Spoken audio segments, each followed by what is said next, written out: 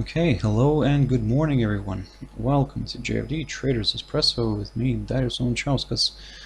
Today is the 14th of August 2019, so welcome everyone. Welcome to this Wednesday's morning session where we're going to have a quick look at the markets, a few of the charts, the usual stuff. But before we do that, as always, let's quickly have a read through our risk disclaimer. So, the content we produce does not constitute investment advice or investment recommendation, should not be considered as such, and does not in any way constitute an invitation to acquire any financial instrument or product. As always, a few seconds for you to read the rest and we can continue.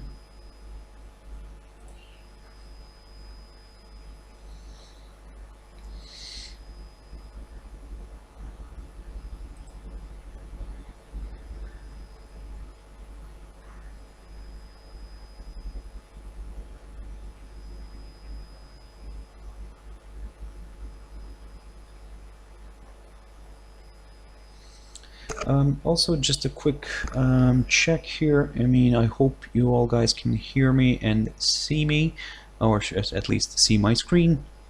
So if that's all fine, we can continue with the video. Basically, before we also jump into the chart, quick mentioning of our JFD YouTube channel here, to which you can always subscribe to in order not to miss any of our upcoming videos, and of course our website here, the jfdbank.com, and specifically our research page, where you can go in and have a look at different analysis that we do on a daily basis, and I believe you can find a lot of useful stuff here, so feel free to check us out. So right now, let's jump into the charts. Now, the first one I want to touch on here is gold. Now, I keep talking about this one this week, and basically what I was saying that yesterday, what I was saying that if we stay below, above the 1510 zone, there is a possibility of seeing this one pushing back to the upside. Now, again, of course, yesterday the big news came out after the U.S. opening bell, or actually before the U.S. opening bell, a few minutes before that, so that the United States are willing to postpone certain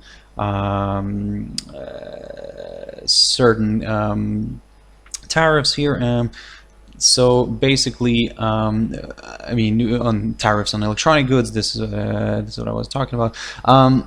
So for now, of course, the market took it as a fantastic news. Everything reacted nicely. All the risk-on environment returned, and equities shot up, and of course, all the safe haven assets declined. So let me just quickly get rid of some of this. There we go. Sorry guys, a few interruptions here, so that's why I'm stalling a little bit here. So basically, coming back to the same topic, the tariffs were postponed until the end of December, and on certain electronic goods. That's understandable because we are getting into Christmas right now. So the big companies, as we know, electronic goods tend to be the most important presence. But of course, in order not to harm the economy, the rest of the economy, the rest of the companies, this is what happened. Now, of course, like I said, all the safe havens took a hit, and gold in that field as well, in that group as well. So it took a slide. It almost managed to reach one of our targets here near the 1540, but failed to do so by about $4.5, and then reversed to the downside. Now, what I was talking about, that if we see a drop below the 1490, then in a way this increases the chances for a further slide lower. As you can see, the commodity quickly reversed back up here, and is currently balancing around the 1500 level. Now, of course, the news is good. The news is good, and that it kind of sparks a little bit of hope in the eyes of investors. The only problem here is, which I believe, is that Well, the trade tensions have not disappeared anywhere. So that's why in the very short run, we could see further declines in the safe havens. We could see a nice risk on mode kind of coming in. But like I said, overall, don't forget that we are still in the trade war, and any disagreement, any negative remark could again spark a sell-off, could switch that mode quickly into risk off mode. So that's why for now, guys, of course, enjoy the moment of a bounce in equities, but don't forget that this could be temporary. So for now, looking at gold here, as you can see, if we see a push back above the 1510 zone, in a way we will aim for these higher levels again. But if this starts sliding below the 1490 1488 zone, then we will consider a slight move lower here. And this is what I was talking when I was talking about gold previously. I was talking about some of these levels, like the 1456 53 zone, or even actually going all the way towards this upside support line taken from the low of the 30th of May. Now again, all this could be in line with the idea of this risk off environment, which could read the risk on environment that could be in play for a while. But after that, if this upside line holds, then we could see gold pushing back to the upside.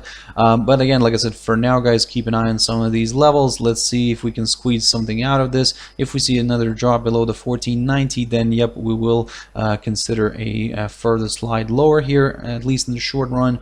But if this pushes back above the 1510, then in a way we will aim for these higher levels, the 1535, 1540. So keep your eyes on that. DXY, very quickly on this one, I talked about this yesterday as well, and I was talking about this little range that the index is currently stuck in, and yesterday's positive remarks kind of boosted nicely the dollar and against the other currencies, and we saw the DXY here pushing higher and breaking this 97.75 zone. So now, of course, this is looking quite bullish for now. We are going to aim for a little bit higher levels. Initially we'll target the 98 zone. Slightly above that we do have the 98.20, which could be a nice target as well. In terms of the downside, if this reverses back down and travels back into this little range, this is going to be for us a little bit of a neutral territory for us to start examining lower areas. Ideally we would like to see a drop below the 97.20, and then we will target lower areas. So for now, keep your eyes on this one. Jumping into a few pairs, AUDUSD. So AUDUSD had a nice push higher yesterday. So the commodity linked currencies kind of well, let's put it that way, the Australia and New Zealand took this very well. I mean, their currencies took it very well. This kind of removes that pressure from them because they're directly involved in the or I wouldn't say it actually directly, but they are very well affected by the trade tensions between the US and China. So their currencies reflect the way everything's developing in those negotiations. So if the negotiations are going badly, then you can see straight away in these two currencies they're getting hit all the time. But yesterday we saw of course positive remarks from the whole tariff war, and we saw AUDUSD spiking to the upside, and ZD did the same thing and pushed higher. So what I was talking about previously in one of my previous videos, I was talking about these two levels here. So if one of these gets a break, then we will consider a further directional move. For now, we're just going to continue observing this, because this could in a way continue ranging, because you see yesterday we had a perfect test of this 0.6818 level, which kind of failed to break, and now we're seeing this a little small decline. Again, like I said, for now we're keeping neutral. We are keeping a close eye on these two potential breakout points. On the downside is the 0.6743. If we get a break below this, then yep, we will consider further declines. But for now, like I said, keep your eyes on this little range. Euro dollar continues to range as well. I've talked about this one last week and from the beginning of this week as well. Basically, we're still keeping a close eye on these two levels. So on the downside, what we're looking at here is the 1.1163 zone, and on the upside is the 1.1250. So we need to see a clear break through one of these levels before kind of examining a further directional move. If we see a drop below the 1.1163, that's good news for the bears. We could maybe see this one sliding towards the 1.11 area, but if this decides to reverse back up here again and pushes through the 1.1250, this is where it could become a little bit more exciting for the buyers, as we could see this one traveling initially towards its key area of resistance near the 1.1280.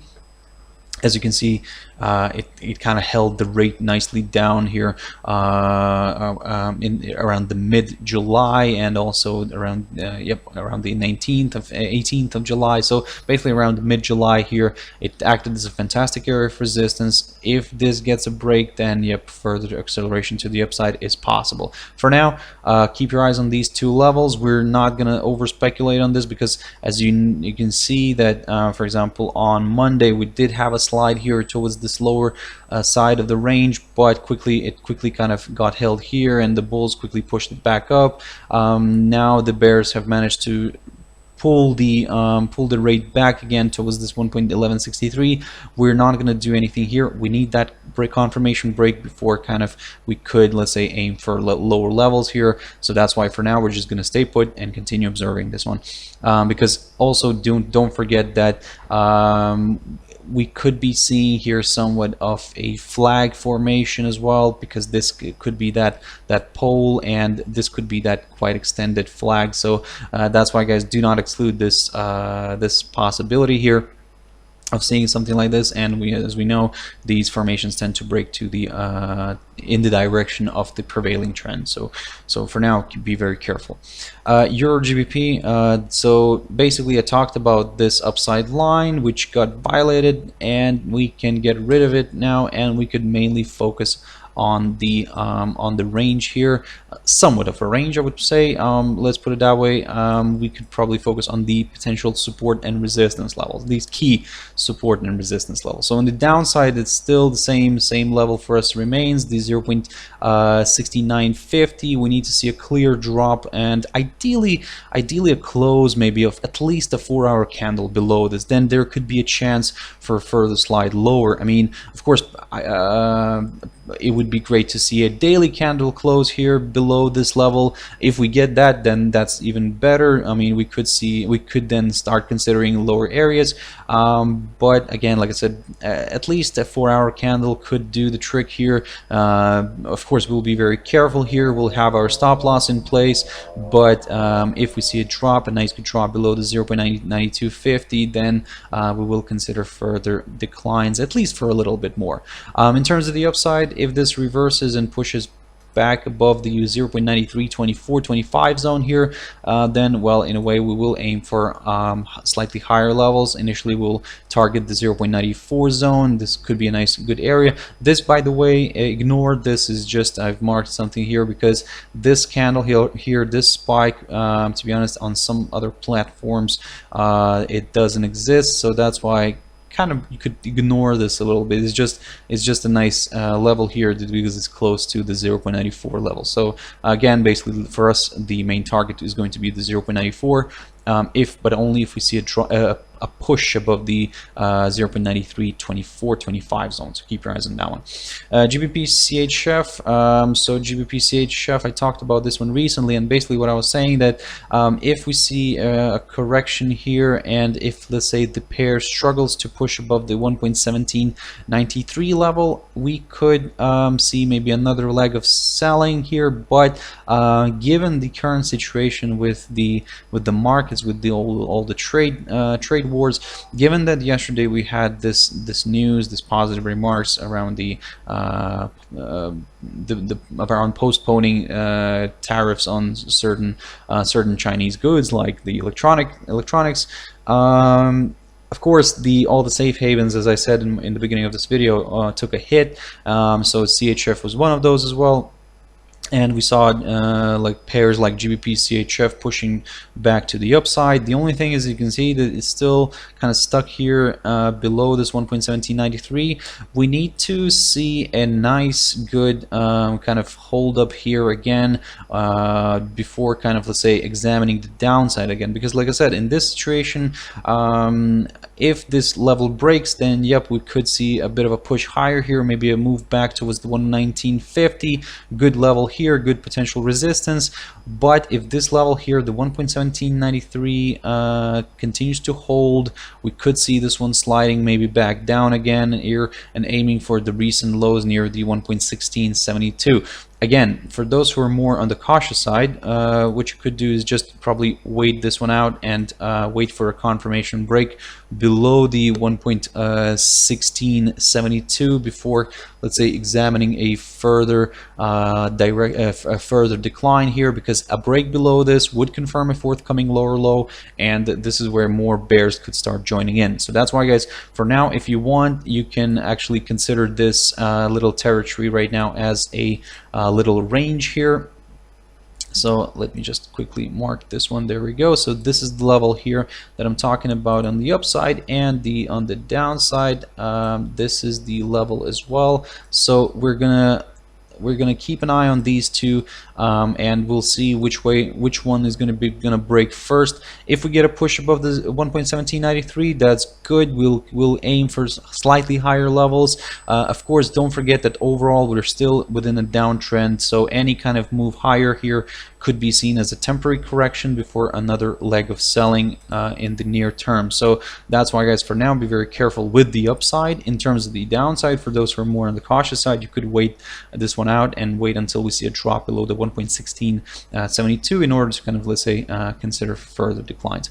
And the last pair for this session is the USDJPY, also accelerated nicely to the upside, and of course that's because the dollar became attractive after the news, and of course the safe havens took a beating, and this is the result that we got. So USDJPY accelerated nicely to the upside here, but the thing is that when I was talking previously about the USDJPY, what I was saying that we need to see a clear move and a clear move above the 106.73-75 zone before, let's say, considering higher levels again here, because this level here previously acted as a fantastic area of resistance.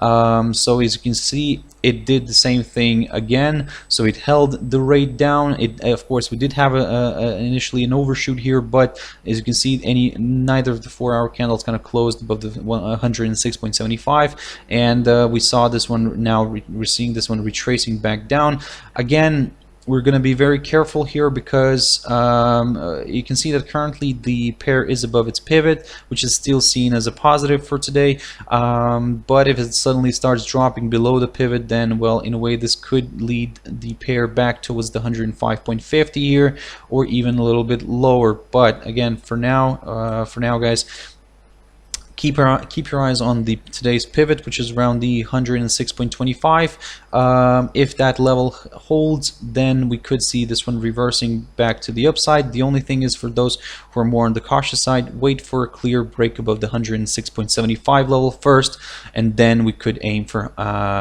the upside, for further upside. So again, like I said, for now it's very tricky. Yes, on one side we did get some positive news from the old trade war negotiations.